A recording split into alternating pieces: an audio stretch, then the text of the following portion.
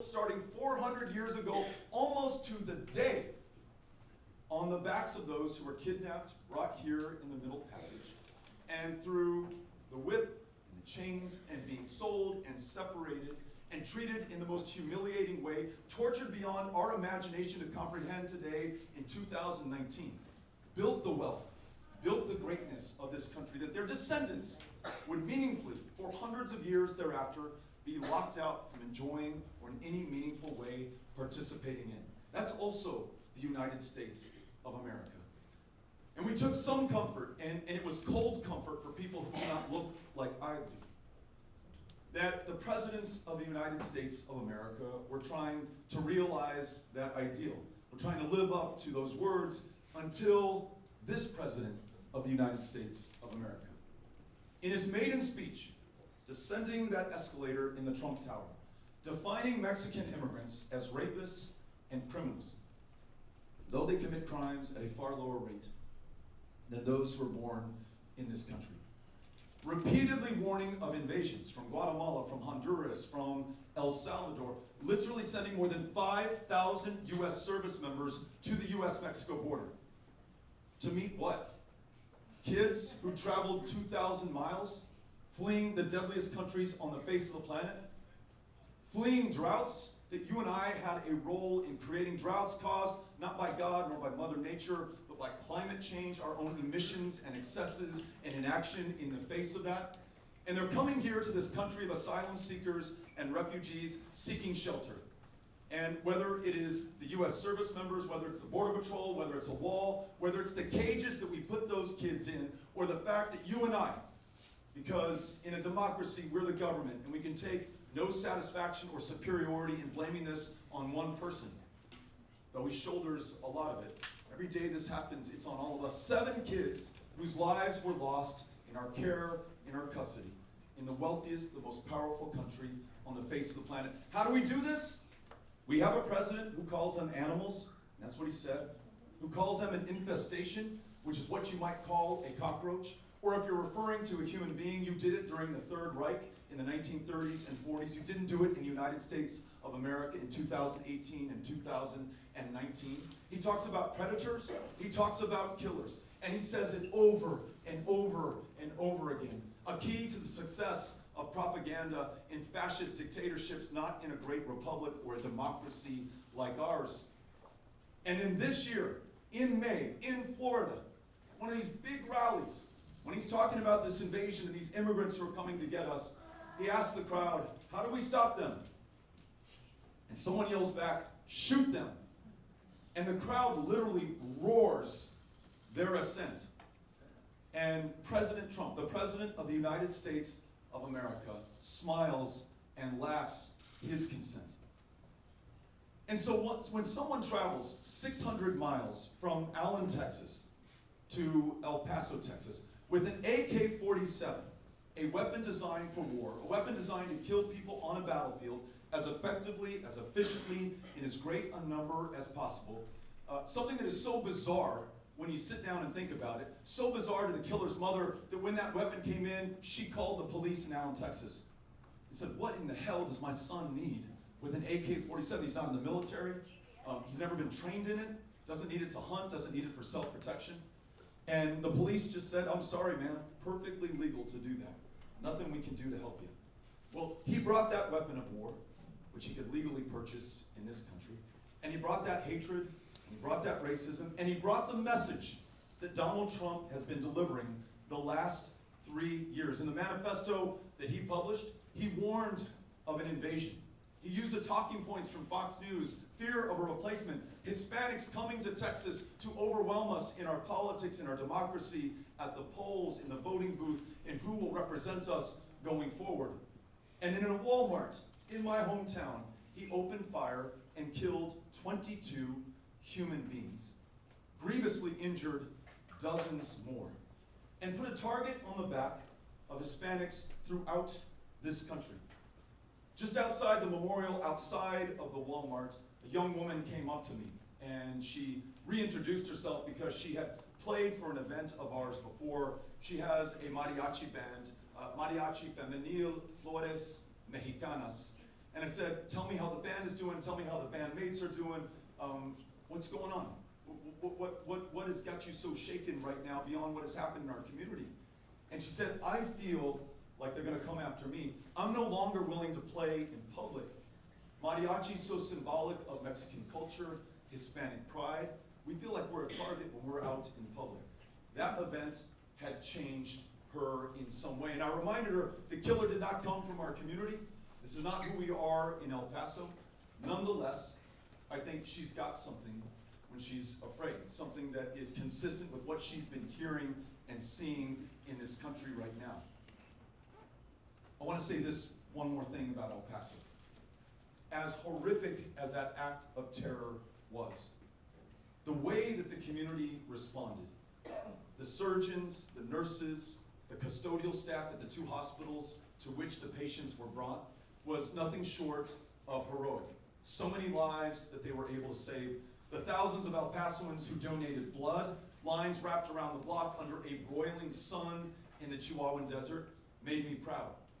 A man who published a funeral notice saying that he and his wife had just moved to El Paso, did not have friends, did not have family, didn't know anybody. His wife was killed in that Walmart shooting, and he wanted to open the funeral to the public because he didn't expect anyone to come. Last Friday, my wife Amy, as we're driving from Jackson, Mississippi to Little Rock, Arkansas, she's in El Paso at the funeral, sends me a picture from her place in line trying to get into the church where the funeral is held.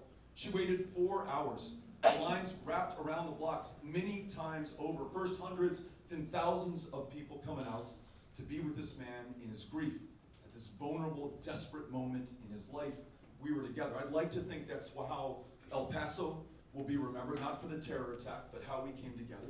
I'd like to think that offers an example and a key for this country going forward, because these attacks on some people in this country have not stopped. After I was in El Paso, I went to Jackson, Mississippi. From there, I drove to a small town, Canton. And in that town, and in Forest, Mississippi, nearly 700 people were picked up by ICE agents in the largest single-state ICE raid in the history of this country.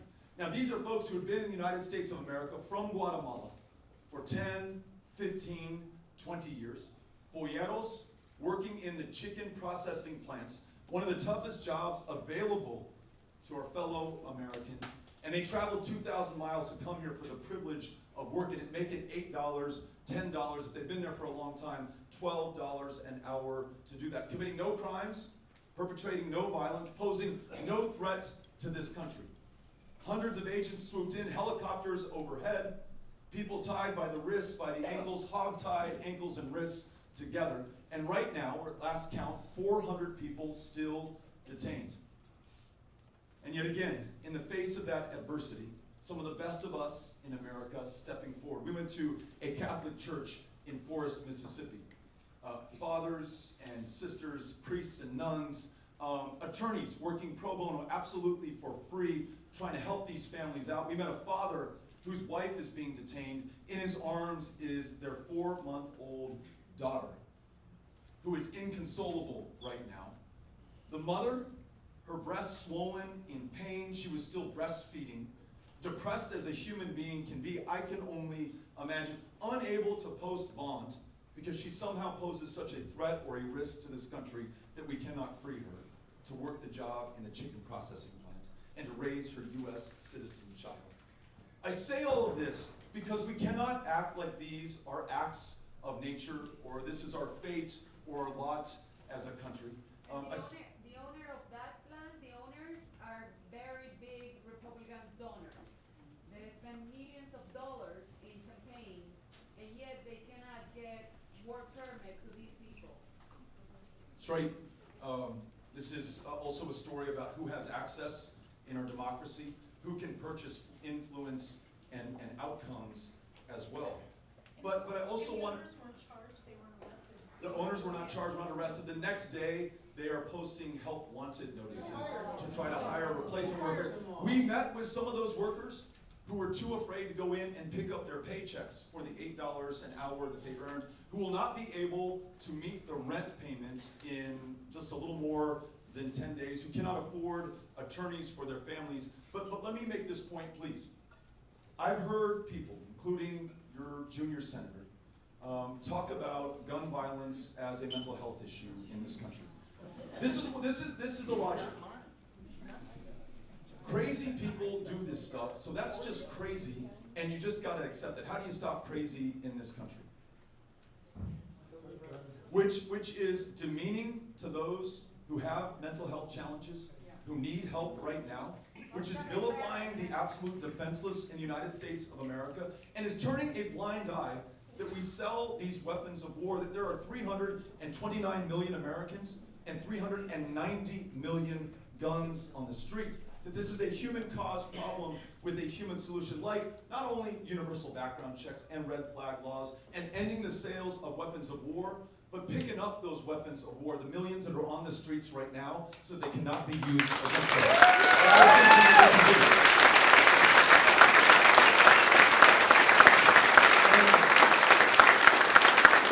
We can also acknowledge that as evil as that act on August 3rd was, we cannot leave that as the sole definition of what happened or why it happened. I already told you about the language the president used, an invitation not only to hate, but to use violence. And the facts are out there. A rise in hate crimes every single one of the last 3 years in this country. The day he signs his order attempting to ban Muslim travel to the United States, the mosque in Victoria, Texas, is burned to the ground. This president is helping to cause it. He is not the only sole cause of it. This is foundational to our country, but he's inviting it out into the open with tragic consequences for all of us. His own director of the FBI, Christopher Wray, has warned Congress that the majority of domestic terror cases that they're investigating right now are cases of white supremacy. So as president, we've got to make sure that we make our #1 law enforcement priority combating white nationalism and white supremacy in this country.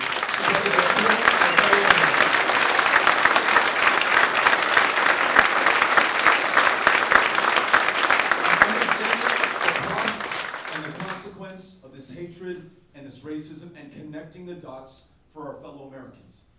Y además, when it comes to immigrants who have been perpetually kept down, and not just a second class of citizenship, no citizenship at all, their immigration status used against them by these employers as leverage to reduce their pay or not pay them or harass them with complete impunity.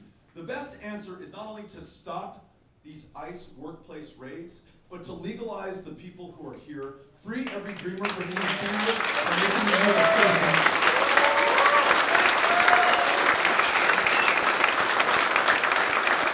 Offer the tens of millions more a path to citizenship, and then make sure that if you're coming from Guatemala or El Salvador or Mexico or the Philippines or anywhere, there is a legal, safe, fast path to join your family, to work a job, to go to school right here, to contribute to the greatness of this country. I think that's the best possible answer to the hatred that's been focused and directed against immigrants in this country. And let me conclude with this. Where does this hatred come from, and how does it find a home in our fellow Americans? If we fail to make progress on the human dignity of our fellow Americans, if you cannot count on the ability to afford your prescription medication, or take your child to a therapist, or go to a world-class public school like you have here in Des Moines, if you work not 1, but 2 or 3 jobs, you may be a school teacher in one of those schools who's not paid enough and has to work a 2nd or a 3rd job. If you cannot take time off to take care of your family or to take care of yourself, if you are paid a fraction of what a man is paid in this country, Latinas, 63 cents on the dollar, women of color, a little bit more, but not much, then we're failing people, and we provide fertile ground for the kind of demagogues who will focus the rage and anger that people justifiably have, not at their government, not at Donald Trump, but at the vulnerable, at the defenseless, at immigrants, at people who they warn are invading this country.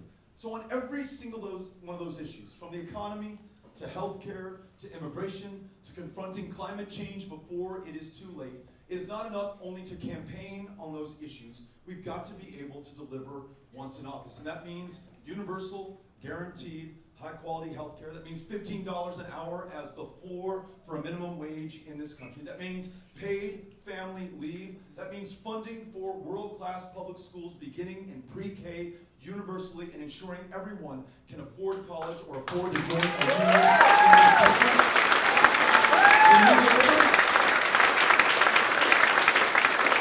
When this country really works for everyone, then those who would try to find scapegoats, people like Donald Trump, will not be successful. I am confident that that is the way to beat him. I am confident that once in office, that's the way to keep Donald Trump or anyone like him from ever appearing on the national scene again. We've got our work cut out for us. Let's get after it and go do it. Thank you all for being here today. Thank you very much.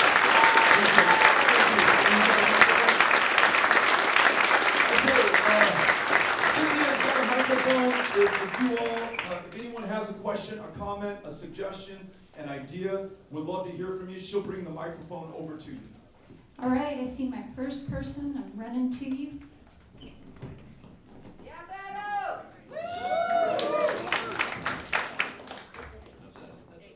There we go. Hey, how's it going?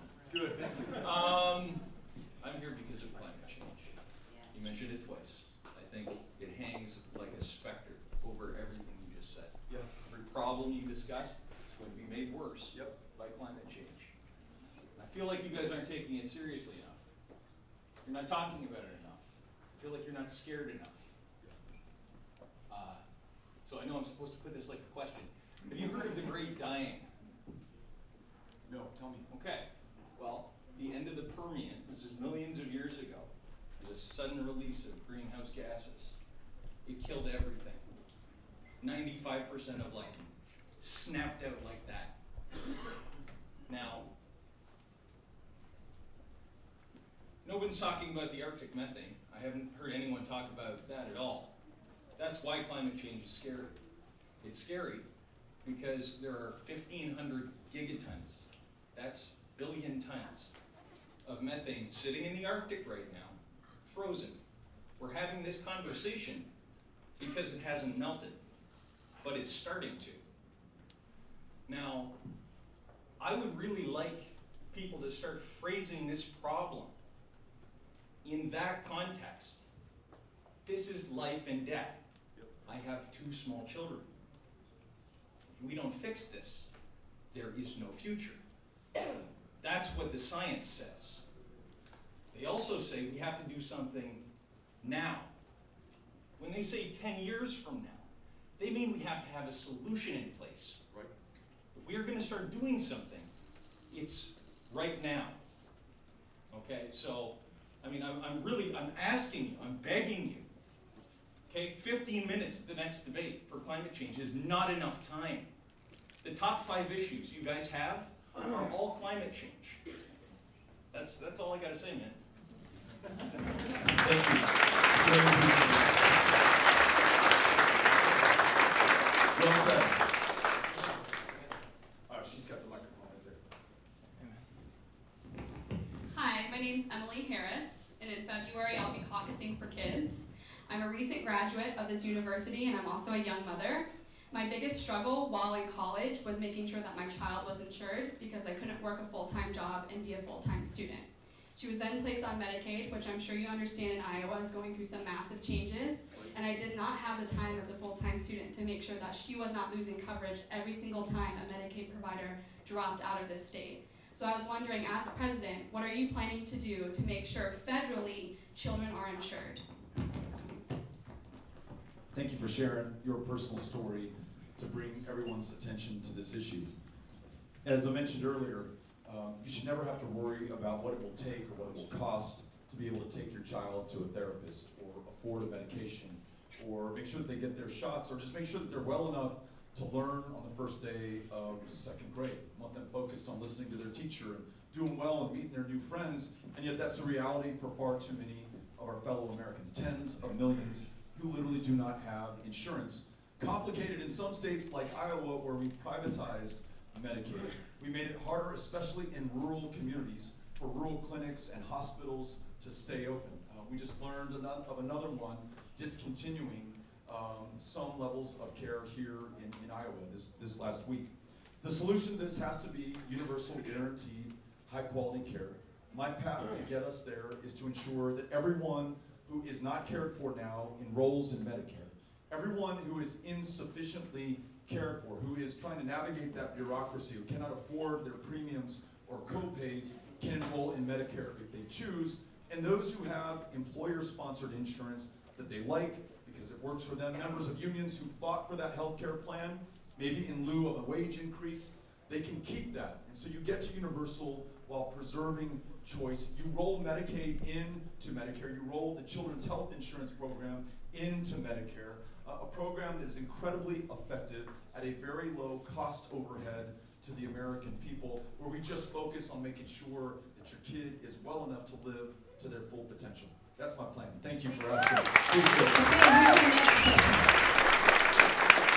Good evening, Mr. Rowe. I have a question for you. Yep. So you talk about having universal health care, providing free college, also increasing personnel at the border. My question to you is, how are you going to pay for all of this?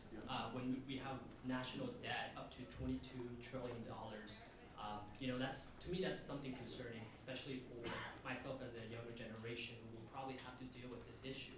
Yeah. How is your administration going to deal with this? Yeah. Thanks for asking the question. It begs another question. How do we get to $22 trillion in debt, right? You had 2 unpaid for tax cuts during the George W. Bush administration.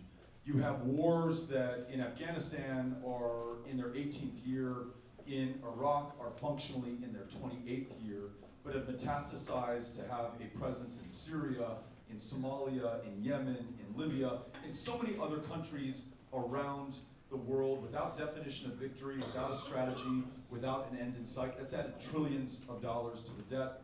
A $2 trillion tax cut under President Trump, the vast majority of whose benefits flow to the very wealthiest and to corporations that were already sitting on record piles of cash. And then the greatest recession since the Great Depression and the bailout that ensued, that all totals to about $22 trillion in debt. We have the resources to make investments in people and in communities and in our lives. And when we do so, we produce a return unlike these wars or unlike these tax cuts that is far and away greater than the initial cost involved. For example, extending all education to pre-K universally throughout this country produces a 6-to-1 return. Every dollar we put in, we get $6 back out. So we're going to get up on the back end. When people are well enough to go to work, to go to school, to teach, our economy is doing even better than it's doing right now. But your question is probably not in the long-term return, but how do we pay for it up front? If we taxed, for example, capital at the same rate that we tax ordinary income or wage income, hundreds of billions of dollars over the next 10 years. If we rolled back some of the worst of the Trump tax cuts, so we took a corporate rate from 35% to 21%, take that back up, not all the way, but to 28%, hundreds of billions of dollars over the next 10 years. If we did a better job of taxing inherited wealth, we consciously, 243 years ago, didn't want to have princes and princesses and dukes and fiefdoms, and yet we do in America today. It's inimical not only to economic democracy, but political democracy. So we tax it both for the revenue and also to bring us all a little bit closer to one another in our experiences and our opportunities in this country. We have the resources to pay for all of the programs that we just described and more, and then also, y además, to produce a return on that investment that will ensure the long-term sustainability of this country and our economy. Thanks for asking the question.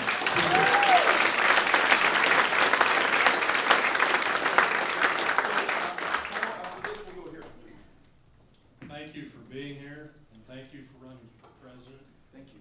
I think I could speak for everybody here that our hearts are with El Paso. Thank you. I want to get into your character a little bit. We all know that Trump is a bully. We all witnessed during the debates with Hillary how he stood up and walked around behind her and tried to intimidate her, which he did. Yep. I want to know, you're on the stage with him debating, and he stands up and walks around and starts looking over your shoulder. How do you react?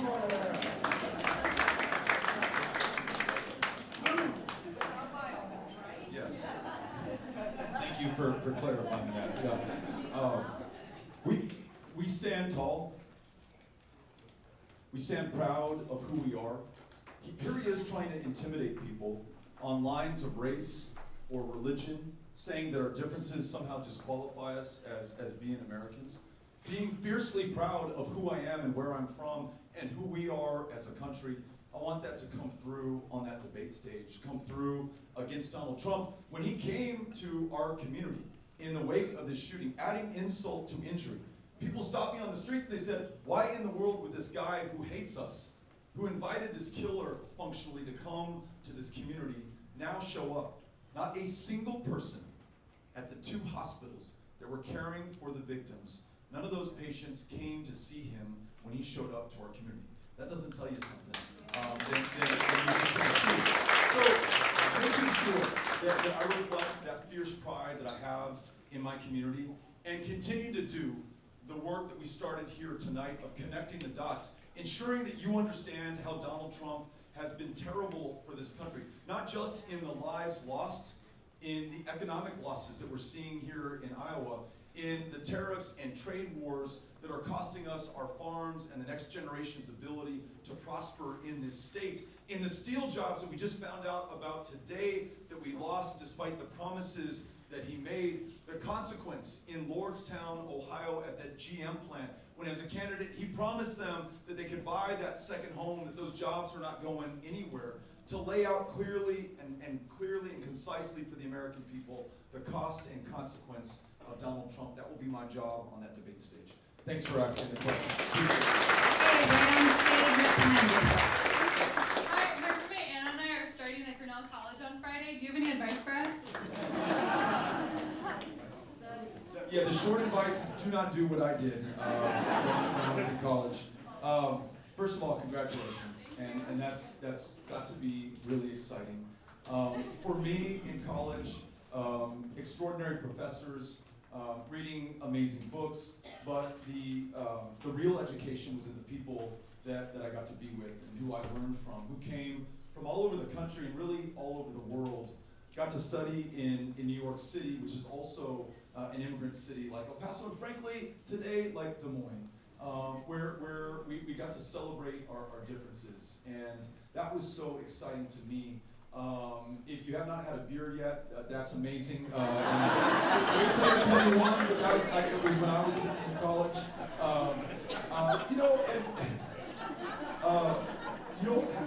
Have a lot of fun. Take it in.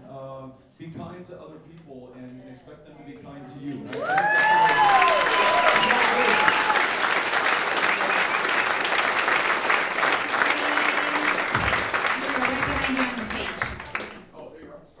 Hi, my name's Chris.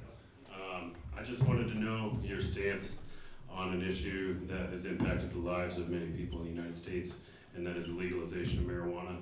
It was deemed illegal for racial reasons to begin with, and then legalized from 68 to 72. And then they found some doctors that said that it wasn't so good for you. And now with the problems of heroin, fentanyl, and other opioids, where are we going to head in the future to combat these issues with natural medicines such as marijuana, peyote, and many other? Thanks for the question. There's an interesting El Paso connection to this. More than 100 years ago, there was this sensational murder, just one person killed in El Paso, who was thought to be murdered by what back then was called a Mexican, but could have been a Mexican American. That's how all Hispanics were referred to more than 100 years ago in our country, unfortunately. And the headline was something like Mexican high on marijuana, murders an American. And it was connected forever after in the minds of the American public with Hispanic culture and the danger of something that Donald Trump is bringing back again, this different culture, these different people who are coming to this country. Now we know that marijuana will not cause you to kill. It's not something you can overdose from or die from. It's not a smart thing to use if you're a young person when your brain is still developing. I think the science is pretty clear on that.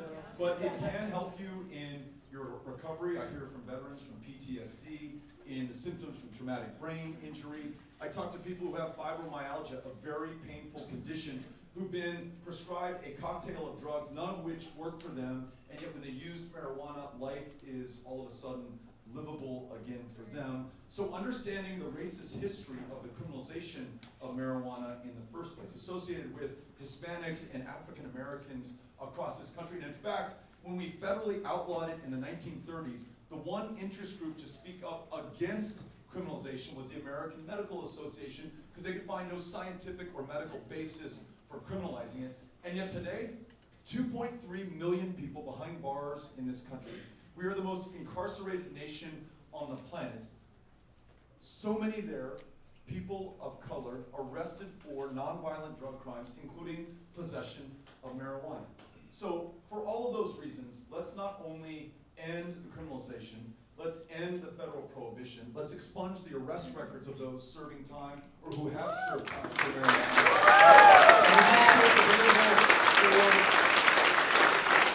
Especially those adults in this country who could benefit from its use medicinally or in those states that decided to make it available recreationally. Thanks for asking the question. Appreciate it.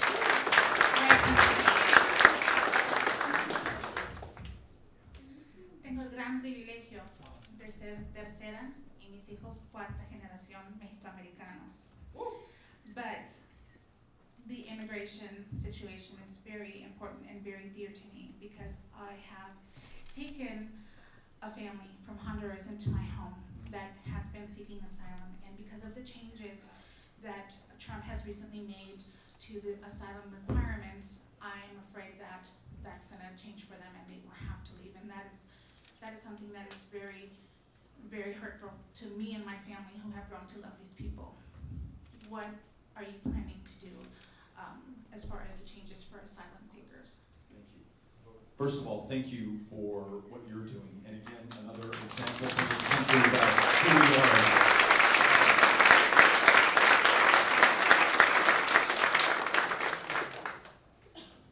Couple of thoughts.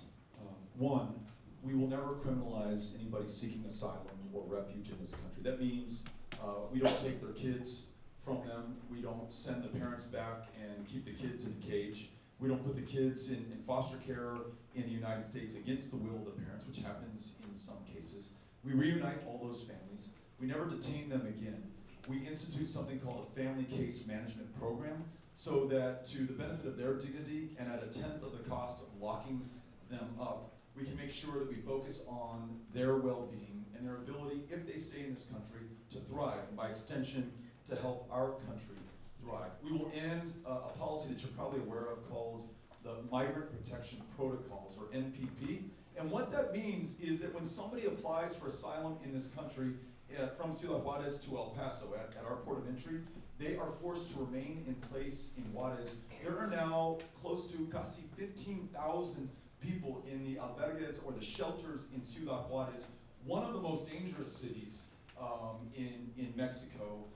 Penniless, defenseless, no friends, not from that community or that country, and they are subject to kidnap, to rape, to being murdered there. It is a really dangerous situation for them, and in my belief, it is against the law in the United States. We should allow them to process their asylum applications here. As president, I will do that. No walls, no cages, and in going to Honduras, El Salvador, and Guatemala, and investing in the solutions that will reduce crime and address climate change. And the gentleman in the back is right, every single one of these issues is connected. And if we think 400,000 apprehensions at our southern border last year was a problem, when Guatemala, Honduras, and El Salvador no longer support human life, and on this trajectory they will not, those numbers will pale in comparison. We work on the larger issues that are connected to this, and as I mentioned earlier, we rewrite this country's immigration laws in our own image to legalize the presence of people who are contributing to our success. And then this country, in addition to those asylum-seeking families, is a stronger, is a better, and also a safer place. So thank you for offering us the example through your leadership, and I want to make sure that the country resembles that in our administration. Thank you very much.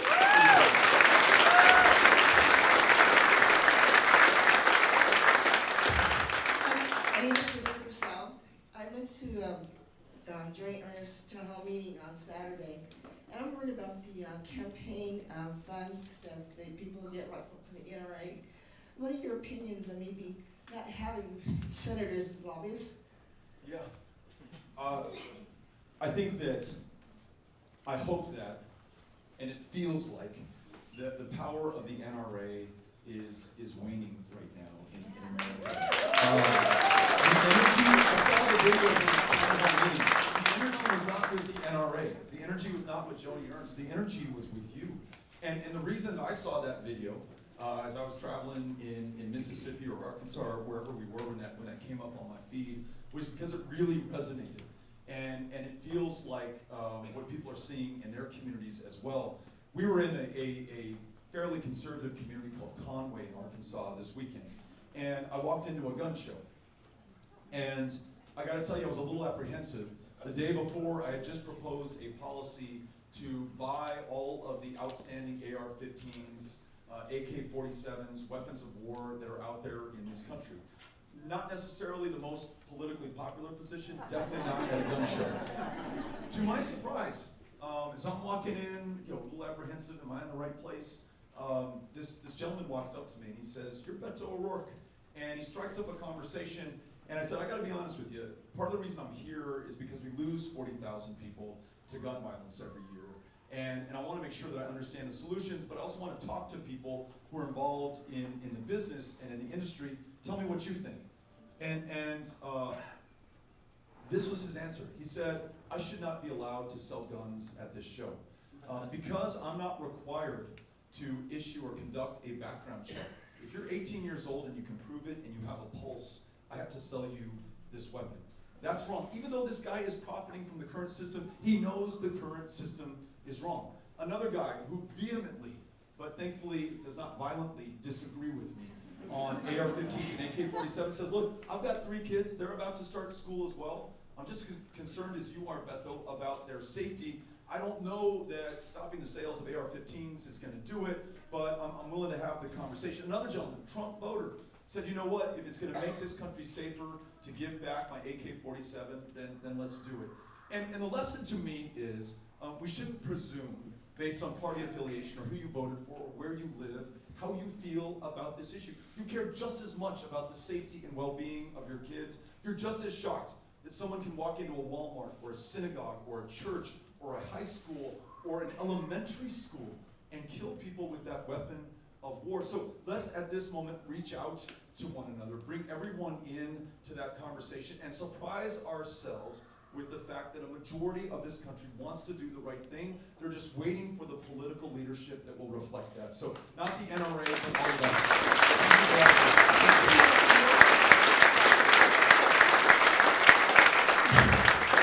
Hi, my name is Pam Rosa, and I have a question on healthcare that I don't think anybody's approaching at all, and that has to do with billing. I've been very fortunate. My oldest son is right here, and I also have a 12-year-old. And some in between, and I've always been fortunate to have insurance. But I've had times that the hospitals have overbilled. I even had a time that insurance overpaid by $400 and I still got an $845 bill.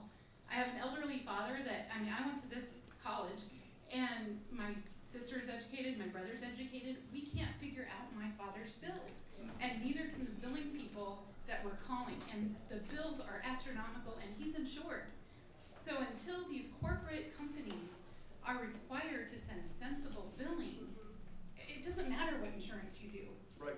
Or the surprise billing when you go to the emergency room and they refer you to a specialist without your knowledge, and that specialist is out of network, and you pay the full freight on that. Unfortunately, not an isolated incident in this country. It is happening all over the place. Some people, even under the Affordable Care Act, and I've got to think unwittingly on the part of President Obama and Speaker Pelosi, have made out like bandits in terms of the ability to bill medically.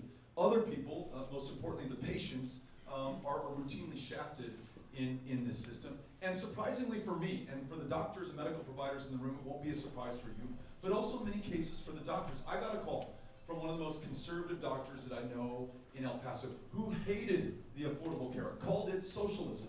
And he said, Beto, I hope you're sitting down, Because I gotta tell you, I think I like your plan, Medicare for America, which is guaranteed universal health care for everyone. And I'll tell you why.